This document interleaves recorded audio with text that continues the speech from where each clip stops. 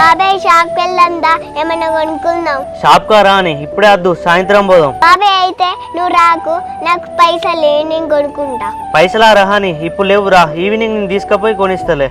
బాబాయ్ నన్ను ఇప్పుడే షాపుకి తీసుకోవో. హనీ ఏమైనా ఎందుకు ఏడుస్తున్నావే? ఏం లేదు వదినే, డబ్బులు నేను షాప్కి వెళ్ళి కొనుక్కుంటా అంటాను. నిన్ననే అయిపోయాయి కదా హనీ, వాళ్ళని పైసలు అడగద్దని నీకు భయం లేకుండా అవుతాను కదా. వదినే ఇప్పుడు ఏమైందని గట్లా హనీని కొడతాను? కొట్టకుండా ఏం చేయాలి? నిన్ననే అత్తమని పైసలు అడిగితే అడగని చెప్పిన, భయం లేకుండా అవుతాంది. హనీకేం తెలుసు వదినే, చిన్నపిల్ల, మా మీద కోపం నువ్వు హని మీద చూపించినట్టున్నది. హనీ మన బతుకి మనమే ఒకరికి పెట్టాలి, మనకెవరు పెట్టేటోళ్ళు లేరు. ఇంకోసారి ఎవరు ఏం అడగ చెప్తున్నా. చూడలా తెల్లారితో ఒకటే పాట, మమ్మల్ని అన్నది నీకు పొద్దుపోదా?